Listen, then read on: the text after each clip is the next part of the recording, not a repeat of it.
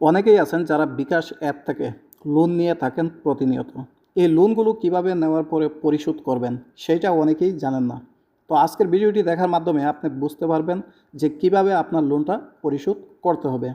তো প্রথমেই আপনি দেখে নেবেন যে আপনার পর্যাপ্ত পরিমাণ ব্যালেন্স আছে কিনা, যেই পরিমাণে কিস্তি দিবেন সেইটা আছে কিনা।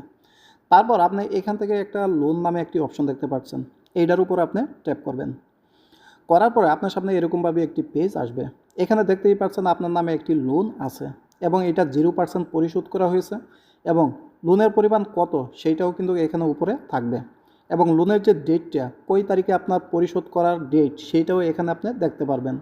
তারপরে দেখতে পাচ্ছেন লোনের বিবরণী, এইটার উপরে আপনি ট্যাপ করে দিবেন। দেওয়ার পরে আপনার সামনে এরকমভাবে একটি অপশন চলে আসবে। তো এইখানে আপনি বেশ কিছু জিনিস দেখতে পারবেন।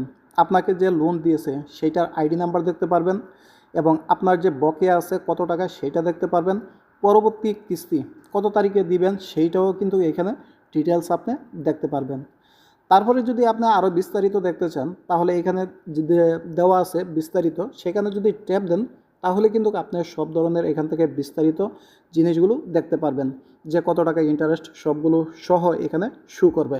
তো যেহেতু আপনি লোনটা পরিশোধ করতে চাচ্ছেন, আপনার কিস্তির পরিমাণ যত এত টাকা রাখবেন, অথবা যদি পুরাটা পরিশোধ করতে চান এখানে লোন পরিশোধ করুন এই অপশনটাতে ট্যাপ করবেন। করার পরে এখানে দুইটা অপশন দেখতে পাচ্ছেন, একটা হলো সম্পূর্ণ পরিশোধ করুন। সম্পূর্ণ পরিশোধটা হলো আপনি যেই পরিমাণে টাকা নিচ্ছেন লোন, সেটা লাভসহ যেটা আছে সেইটা পরিশোধ করবেন। আর এখানে দেখতে পাচ্ছেন আংশিক পরিশোধ করুন। এই আংশিক অর্থ হলো আপনি যে কোনো পরিমাণে টাকা পরিশোধ করতে পারেন।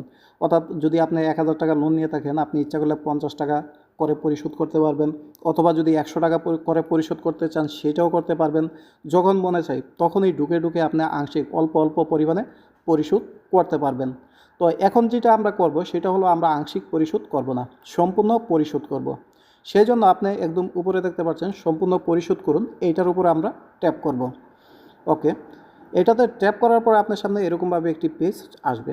এখানে দেখা আছে যে কত টাকা আপনি সম্পূর্ণ পরিশোধের যোগ্য, কত টাকা লোন নিচ্ছেন সেটা দেখা হবে, ইন্টারেস্ট দেখাবে, জরিমানা থাকলে সেইটা দেখাবে, মোট পরিশোধযোগ্য সবগুলো দেখাবে। তারপরে পরিশোধ করতে এগিয়ে যান, এইটাতে ট্যাপ করবেন।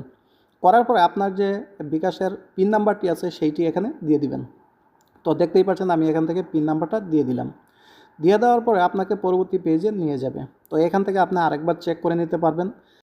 তারপর আপনি নিচের দিকে দেখতে পাচ্ছেন লোন পরিশোধ করতে ট্যাপ করে ধরে রাখুন, এটাতে আপনি ট্যাপ করে ধরে রাখবেন। রাখার পরে আপনার যে ব্যাংকটা সেইটা কিন্তু আপনার টাকাটা কেটে নেবে এবং আপনার যে মোবাইল নাম্বার আছে সেটা দেখতেই পাচ্ছেন মেসেজ পাঠিয়ে দিবে।